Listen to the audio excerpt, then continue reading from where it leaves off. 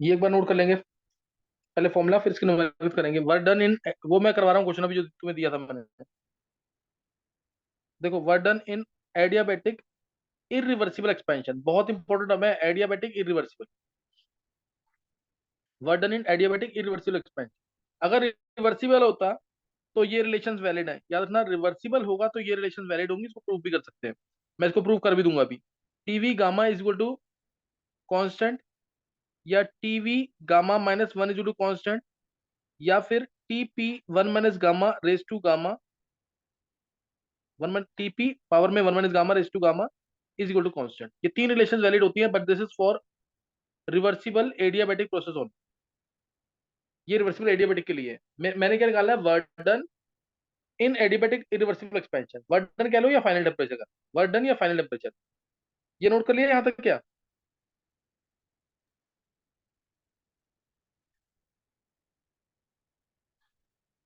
क्या ये नोट कर लिया है?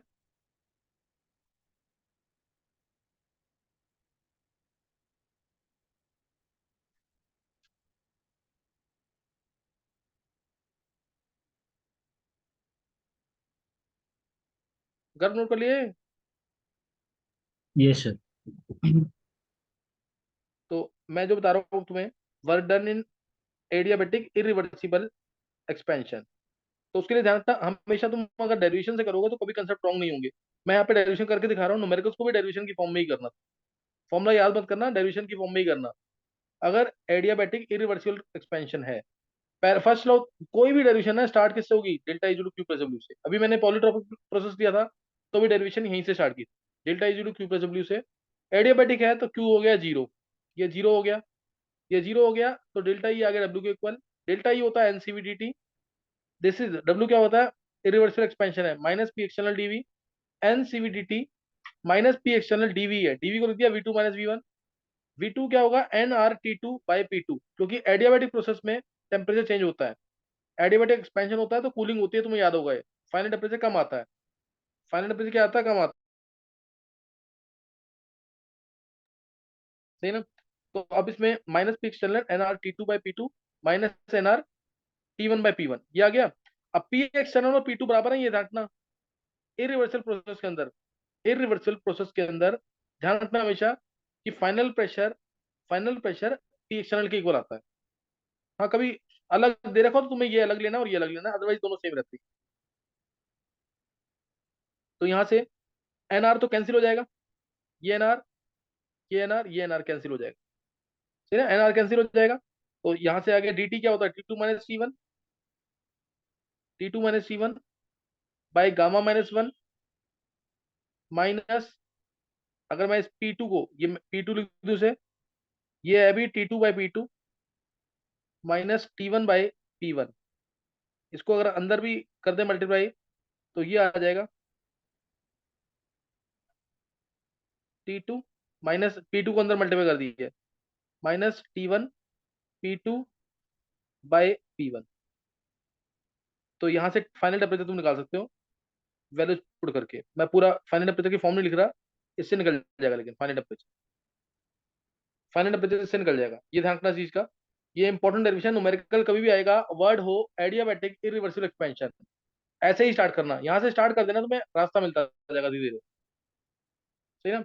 एक की मैंने बता दिया। अब रिवर्सिबल एडियाबैटिक प्रोसेस में क्या होता है, reversible adiabatic process, reversible word कभी भी आ गया तो मतलब तुम्हें क्या करना है, पी एक्सटर्नल को लिखना है पी इंटरनल, और पी इंटरनल होता है गैस का, यानी एनआरटी बाई। ये लाइन याद रखनी है तुम्हें, कभी भी रिवर्सिबल वर्ड आ गया तो ये टर्म यूज करनी। पी एक्सटर्नल और इंटरनल में दोनों में डिफरेंस होता नहीं, बहुत कम डिफरेंस होगा। तो पी एक्सटर्नल पी इंटरनल के इक्वल, इंटरनल मतलब गैस, गैस का मतलब प्रेशर कितना होगा, एनआरटी बाई वी, ये यूज करना है, देखेंगे इसको, सही ना। तो अब मैं जो बता रहा हूँ तुम्हें रिवर्सिबल प्रोसेस के लिए, रिवर्सिबल एडियाबैटिक प्रोसेस के लिए प्रूफ, रिवर्सिबल एडियाबैटिक प्रोसेस, फिर वहीं से स्टार्ट करेंगे, delta is equal to Q plus W. Adiabatic है तो क्यू जीरो हो गया, क्यू जीरो। डेल्टा ई होता है एनसीवीडीटी, सेम वैसे ही करना है, सेम सब कुछ वैसे ही करना है। डेल्टा ई होता है एनसीवीडीटी, डब्ल्यू होता है minus P external V, minus P external DV, minus P internal DV हो जाएगा ये, क्योंकि रिवर्सिबल है process. Minus P internal DV, यहां से आ गया N C V D T is equal to P internal को N R T by V minus N R T by V D V minus N R T by V D V, ये आ गया। यहां से N और N cancel हो जाएंगे, N और एन कैंसिल हो जाएगा। इसके अलावा अब यहाँ पे डी टी के नीचे, ये डी टी के नीचे टी वाली टर्म रख देंगे, डी टी के नीचे टी आ जाएगा, और वन बाय ये आर बाहर आ गया, वन बाय माइनस है ही, one by V D V, integrate करेंगे दोनों साइड को, लिमिट पुट करके करना, लिमिट पुट करके कर दो टेम्परेचर की टी वन से टी टू, और one by V V one से वी टू, इसको इंटीग्रेट करेंगे तो रिजल्ट आ जाएगा पूरा, सही ना। इसको इंटीग्रेट करेंगे तो क्या आएगा रिजल्ट, ये natural log T two T आ गया, minus R natural log V आ गया, लिमिट्स इधर वी वन से वी टू, लिमिट्स यहाँ पे टी वन से टी टू, तो natural log T two by T one minus R natural log V two by V one, और minus से मल्टीप्लाई करेंगे, माइनस से मल्टीप्लाई कर देंगे, तो natural log T two by T one is equal to R natural log V one by V two, R natural log V one by V two, यानी ये क्या आ गया यहाँ से, यहाँ से टर्म क्या आ जाएगी अब,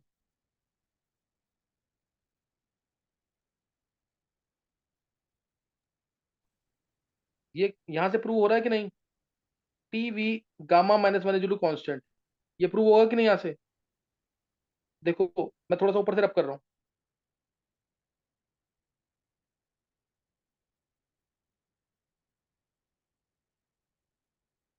CP minus CV to R है, CP minus CV to R है, डिवाइडिंग बाय सीवी, क्या आ गया यहाँ से,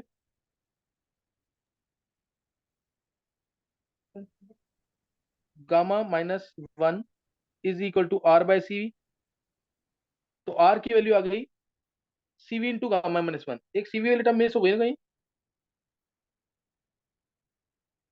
ये सीवी वाली टर्म एक मिस हुई है कहीं पे, आर की जगह पुट करेंगे CV into gamma minus one, ये सीवी की टर्म पे आएगी ना यहाँ पे, एन सीवी डी टी था ना, एन से एन कैंसिल हुआ था, सीवी तो बचा हुआ है, CV,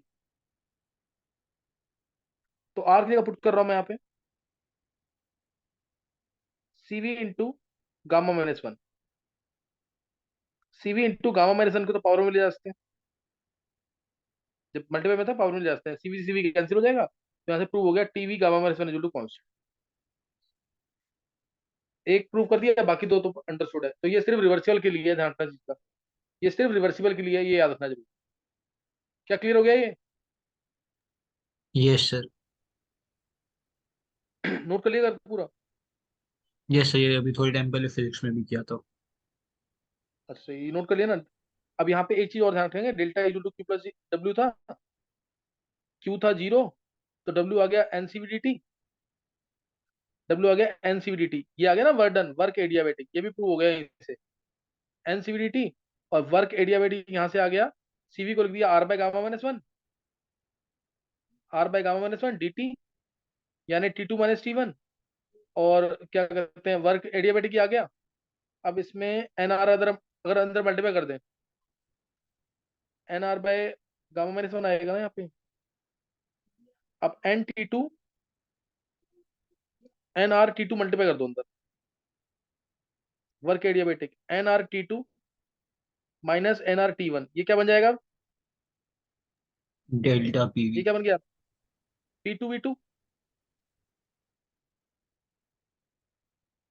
P two V two minus P one V one divide by gamma minus one, ये प्रूफ उसमें भी ले सकते हैं पॉलीट्रोपिक प्रोसेस के अंदर, पॉलीट्रोपिक प्रोसेस के अंदर P two V two minus P one V one divide by n minus one आता है, divide by n minus one आता है, तो ये सारे मैं न्यूमेरिकल्स कराऊंगा इसके ऊपर, कंसेप्ट अगर क्लियर है तो आसानी से कर जाओगे। बस रिवर्सिबल वर्ड लिखा है तो P external is to P internal is equal to n R T Y use करना है, ये याद रखना है।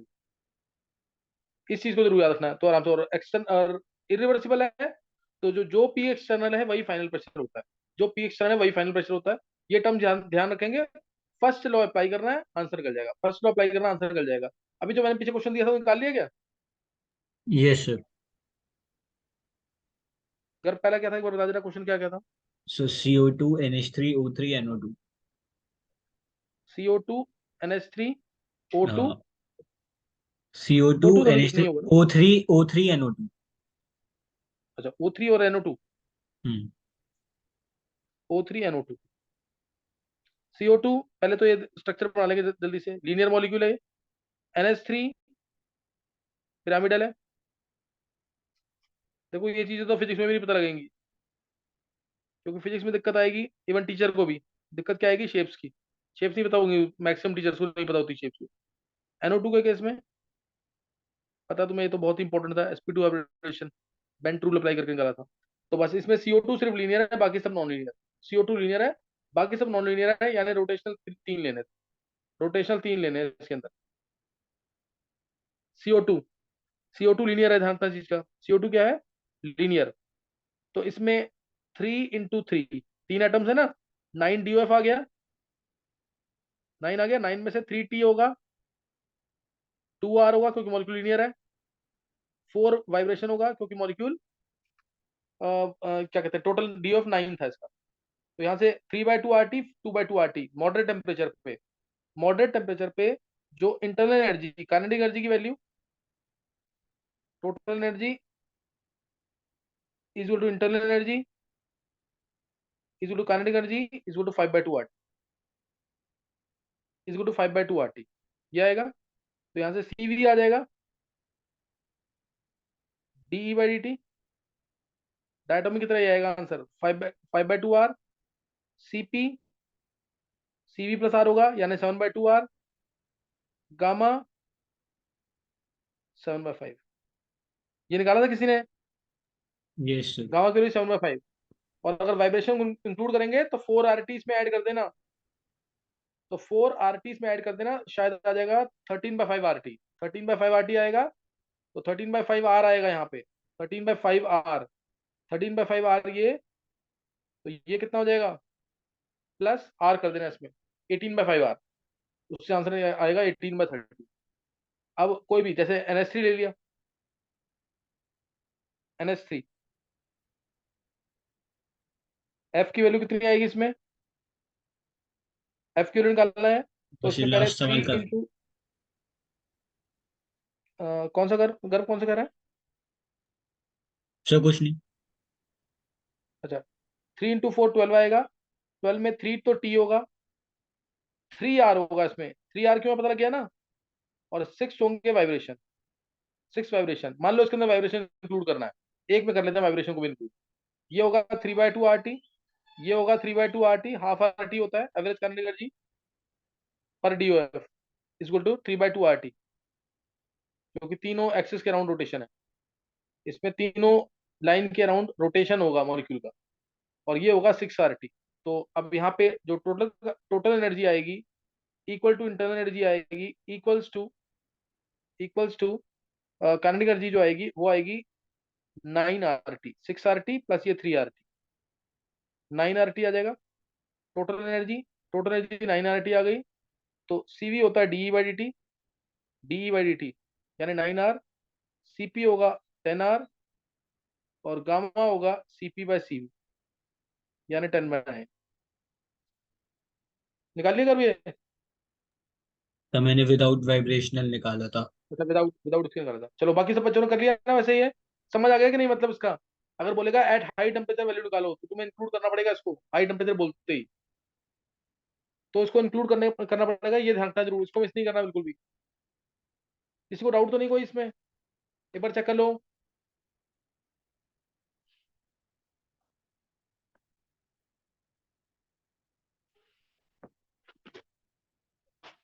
चलो अब एक एक आध क्वेश्चन लिखेंगे जल्दी से।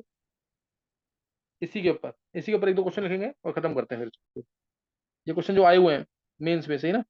से 5 मोल्स आर्गन है प्लस 3 मोल्स नाइट्रोजन है। 5 मोल्स आर्गन, 3 मोल्स नाइट्रोजन है, are mix in a close container. ये दोनों को मिक्स किया क्लोज कंटेनर के अंदर। Find sum of their internal energy in terms of RT. Find sum of their internal energy in terms of RT. निकालेंगे answer जल्दी।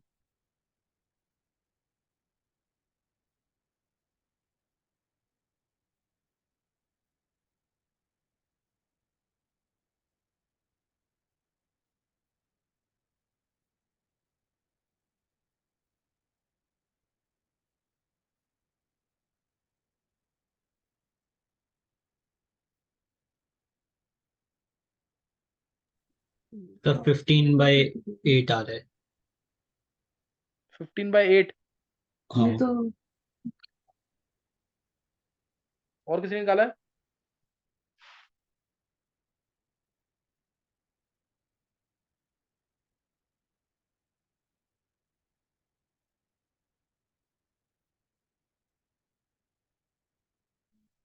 और किसी ने निकाला है ये? देखो आर्गन अगर होता, आर्गन यानी जो इंटरनल एनर्जी आएगा आर्गन के लिए, internal energy total energy kinetic energy के इक्वल कितना आएगा? कितना था आर्गन के लिए? 3/2 RT। 3/2 RT था। और इंटरनल एनर्जी फॉर ये मोनोटोमिक के लिए और ये डायटोमिक के लिए, 1 मोल की बात कर रहे हैं। डायटोमिक कितना आएगा? 5/2 RT। ये 5 मोल के लिए है, × 5 कर देना। ये 3 मोल्स के लिए है, × 3 कर देना। दोनों को ऐड कर दो। इंटरनल एनर्जी कितनी आ जाएगी ऐड करने के बाद? 15/2 RT प्लस 15/2 RT, 15 RT आ जाएगा।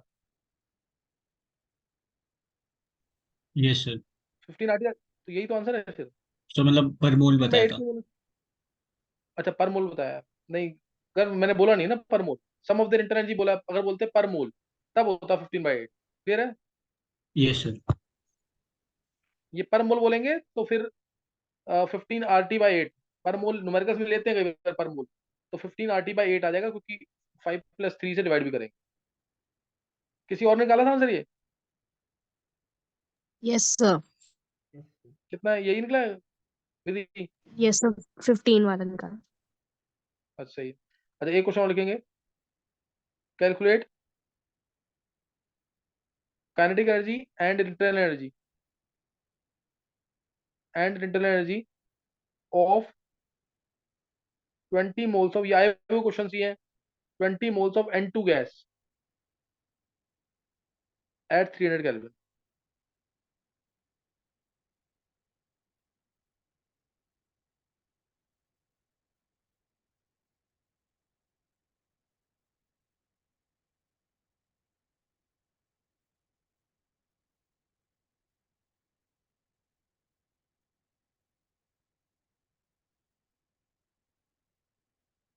कैलोरी में निकालना ताकि इजी रहे कल कुछ।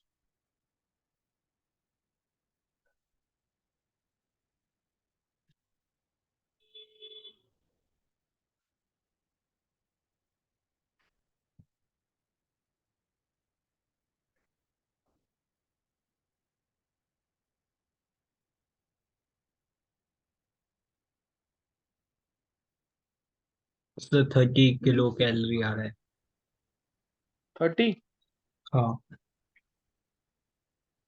और किसी ने निकाला है? सर मेरा भी। 30 है, कैसे किया है? सर यही आ रहा है। सर 5/2 RT 1 मोल का होता है, 20 मोल का निकाल लेंगे, फिर वैल्यूज डाल देंगे। हाँ सही बिल्कुल। टोटल एनर्जी जो kinetic energy is equal to internal energy is equal to कितना आएगा? N2 गैस है तो 5/2 RT आएगा। N2 गैस है तो 5/2 RT आएगा 1 मोल के लिए, तो इंटू क्या कर देंगे? 20 कर देंगे। तो ये कितना आ गया? 50 RT। 50 × R की वैल्यू 2 T 300। यही क्या है? Yes sir. कितना आ रहा है किलो जूल में? सर मैंने किलो कैलोरी में वो आ रहा है 30। और किलो कैलोरी सही है। चलो किलो कैलोरी में कितना, 5 to 10, 10 3 तो 30, 30 किलो कैलोरी। Yes sir. सही है। सही ना, 30 किलो कैलोरी आंसर आ जाएगा। डाउट तो नहीं किसी को इसमें?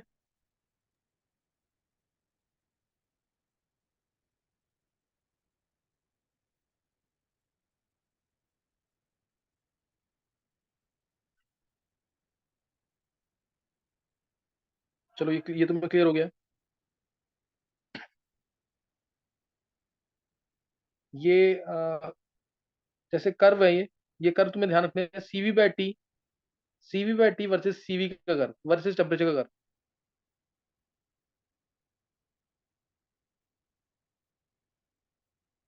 CV by T versus temperature का कर्व। और एक कर सकते हैं सीवी, ये एक्सपेरिमेंटल कर्व से तुम्हें ध्यान रखना है, सीवी वर्सेस टेम्परेचर का curve. CV by T versus temperature का कर्व आता है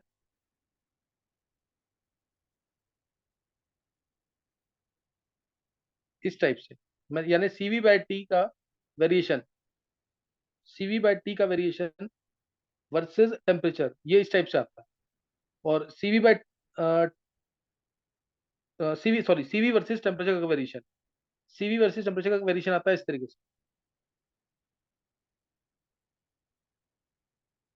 और जिस पॉइंट पे सीवी की वैल्यू कांस्टेंट हो रही है उसे बोलते हैं क्रिटिकल टेम्परेचर। ये कांस्टेंट वैल्यू जो आ रही है, ये जो वैल्यू कांस्टेंट आ रही है आप, इसको बोलते हैं क्रिटिकल टेम्परेचर, टीसी। ये कर ध्यान रखना है दोनों।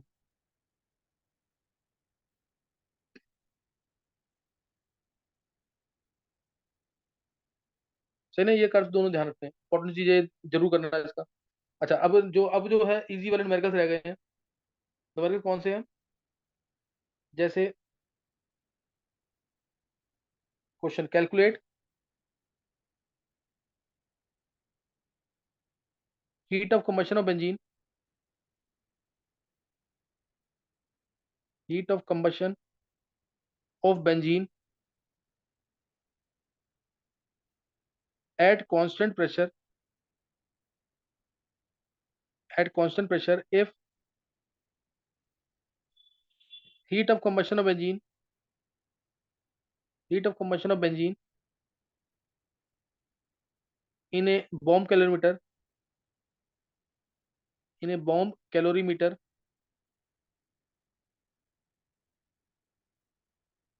is 30 kilojoule at 27 degree Celsius. ये निकालेंगे जरा।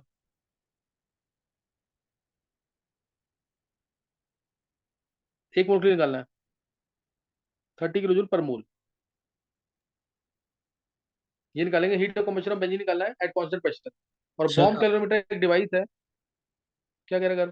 सर आर को 8 ले लें। आर को, अच्छा 8 लेके कर लेना, नहीं अगर अभी वैल्यू पूरी ले, 8.314 पूरी ले, नहीं तो फिर दिमाग में 8 ही बैठी रहता है। हालांकि देखते हैं कई बार 8.314 जूल पर केल्विन पर मोल पूरी वैल्यू लेनी है। और ध्यान रखना, बॉम्ब कैलोरीमीटर क्या है? It is the device used to measure heat at constant volume. Bomb calorimeter क्या है? Heat device which is used to measure heat at constant volume. अब तुम लोग क्लास में जब भी आओगे तो असाइनमेंट जरूर लेके आया करो। ध्यान रखना, असाइनमेंट मंडे को आते हो तो असाइनमेंट जरूर लेके आनी है तुम्हें। न्यूमेरिकल्स वाला काम भी रह रहा है इसलिए।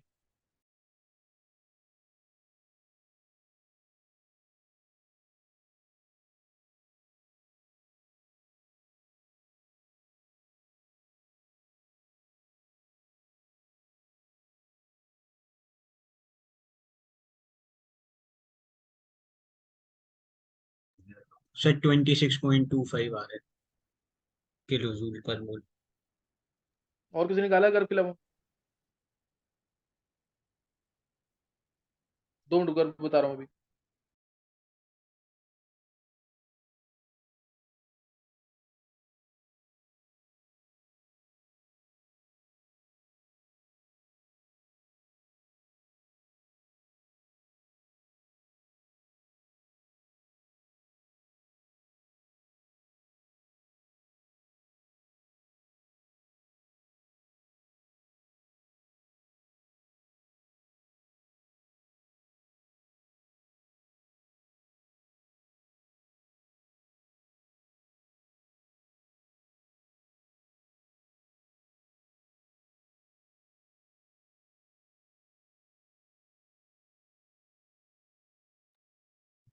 देखो उधर कितना आएगा आंसर।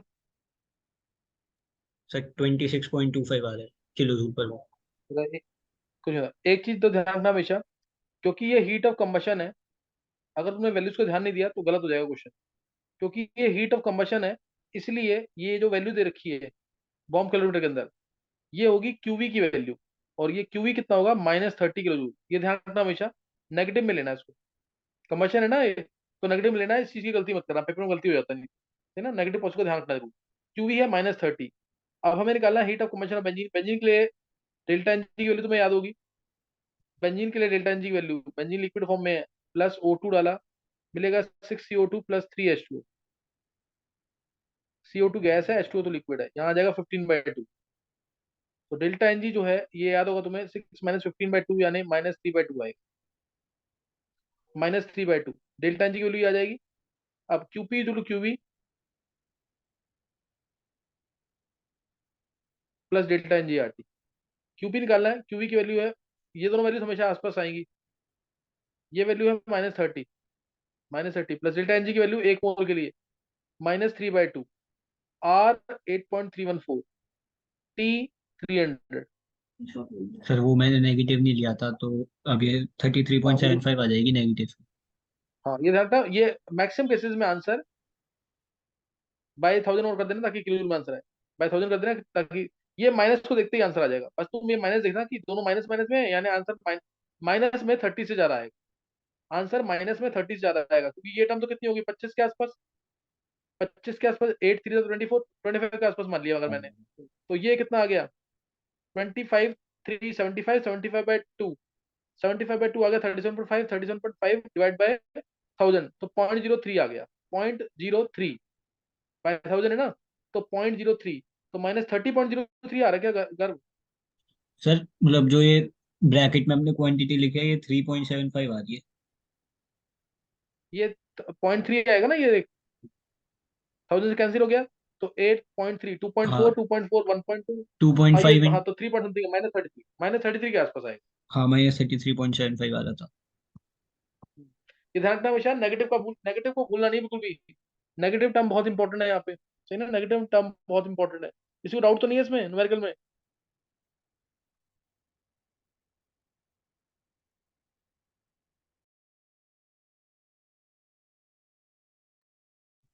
इसके क्वेश्चन में और कराऊंगा, देखिए जो भी न्यूमेरिकल है इसको ध्यान देना, नेगेटिव वर्ड मत भूलना। एक क्वेश्चन हम लिख लेंगे जल्दी से।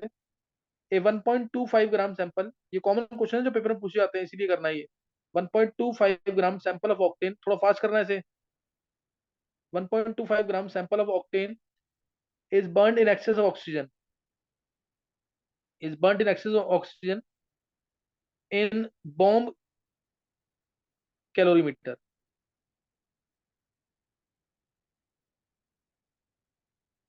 इन बॉम्ब कैलोरीमीटर। इसको बर्न किया है।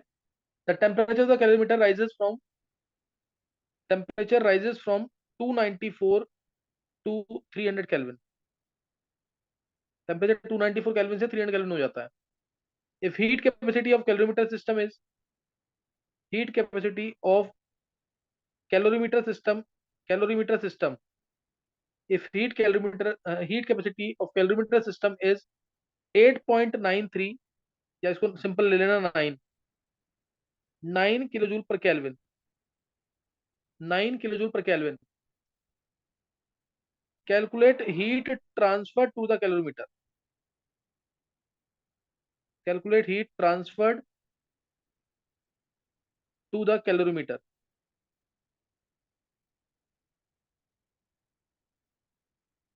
Heat transfer to the calorimeter and enthalpy of combustion of octane, and enthalpy of combustion of octane. जल्दी से आंसर बोलेंगे इसका।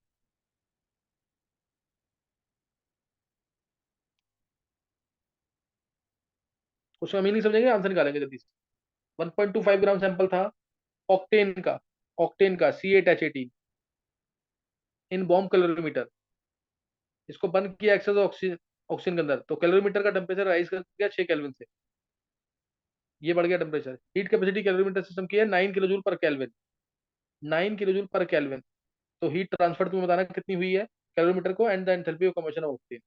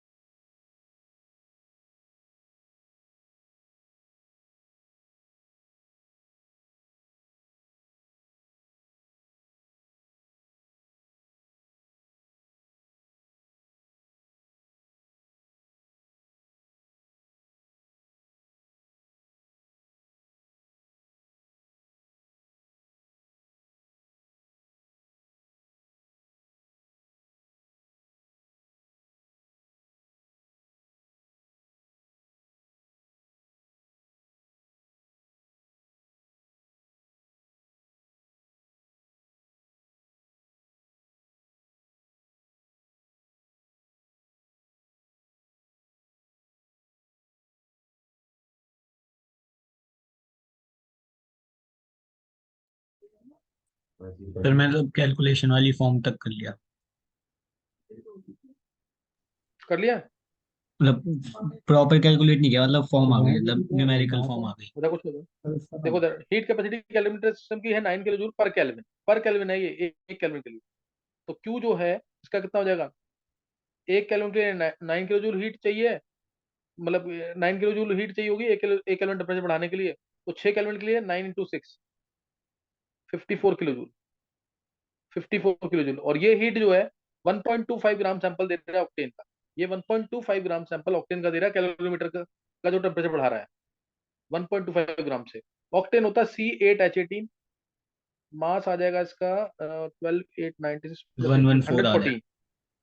114 इसका मास आ गया। तो 1.25 ग्राम सैंपल से जो हीट मिलती है वो 54 किलो जूल मिल रही है। तो 114 ग्राम से कितनी हीट मिलेगी कैलोरीमीटर को? 54 डिवाइड बाय 1.25, ये होगी इसकी हीट ऑफ कंबशन। क्योंकि एक पर मोल क्या होता है? Heat of combustion into 114।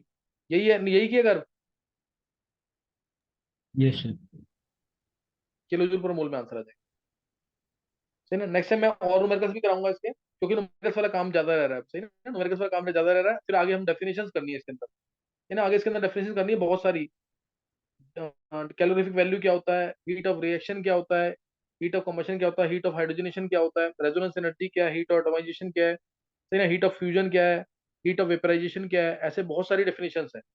तो वो करनी है ताकि न्यूमेरिकल्स में थोड़ी हेल्प मिल सके। यहाँ तक तुम पढ़ लेना जरूर। सही ना? चैप्टर में एंटर कर चुके हैं थर्मोडायनामिक्स के अंदर। तो नेक्स्ट टाइम करेंगे आगे, इसको जरूर रीड कर लेना ढंग से।